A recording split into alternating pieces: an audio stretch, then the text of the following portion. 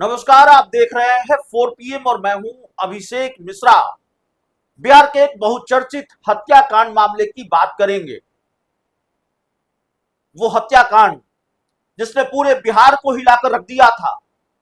वो हत्याकांड जिसमें कई बाहुबलियों के नाम सामने आए। वो हत्याकांड जिसमें कई बिहार के कई चर्चित बाहुबलियों की मुश्किलें बढ़ती रही। बाद में कुछ को राहत मिली और किसी को सजा मिली, किसी को झटके पर झटका भी लगता रहा। खबर सुप्रीम कोर्ट से आई है और सुप्रीम कोर्ट ने झटका दिया है इस बहुचर्चित हत्याकांड मामले में बिहार के बाहुबली को।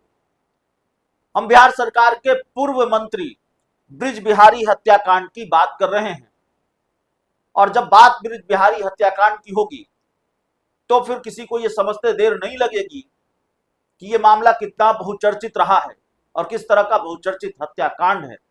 बिल्कुल हाई प्रोफाइल मर्डर केस है और इस मामले में किन बाहुबलियों की मुश्किलें बढ़ती रही हैं। लेकिन आज बात करेंगे मुन्ना शुक्ला की। मुन्ना शुक्ला इस मामले में जेल में बंद हैं और उन्होंने सुप्रीम कोर्ट में पुनर्विचार याचिका लगाई थी और उनकी याचिका को खारिज कर दिया है कोर्ट ने। सुप्रीम कोर्ट से जो खबर सामने आ रही है उसके मुताबिक सुप्रीम कोर्ट ने बड़ा झटका दिया है। ब्रिज बिहारी हत्याकांड मामले में मुन्ना शुक्ला को, आरजेडी के पूर्व विधायक मुन्ना शुक्ला की उम्र कैद की सजा को बरकरार रखा गया है और सजा को लेकर दायर पुनर्विचार याचिका को कोर्ट ने खारिज कर दिया है।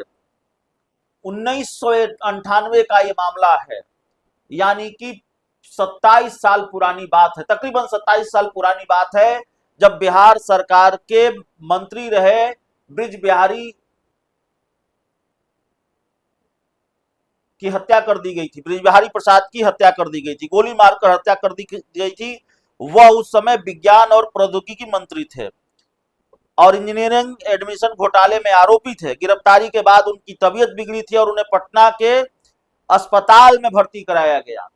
अस्पताल में इलाजरत थे जहां वो टहल रहे थे और फिर उनको गोली मार दी गई थी, जिसके बाद उनकी मौत हो गई थी। ब्रिज बिहारी हत्याकांड के बाद इस मामले में बिहार के बाहुबली सूरजभान सिंह भी किसी परिचय के मोहताज नहीं है और किस तरह के बाहुबली हैं और अपराध की दुनिया से किस तरह से उनका नाम जोड़ा जाता रहा है, यह अभी बताने की जरूरत नहीं है। और राजनीति में भी एक कद्दावर शख्सियत है सूरजभान सिंह।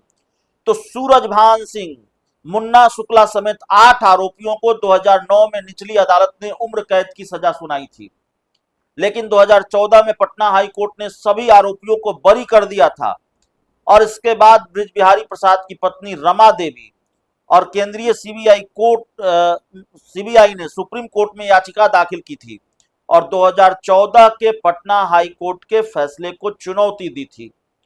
मुन्ना शुक्ला को झटका तब लगा जब 4 अक्टूबर 2024 को सुप्रीम कोर्ट ने इस मामले में मुन्ना शुक्ला और मंटू तिवारी की उम्र कैद की सजा को बरकरार रखा था, जबकि सूरजभान सिंह और राजन तिवारी सहित अन्य आरोपियों को अदालत ने बरी कर दिया था।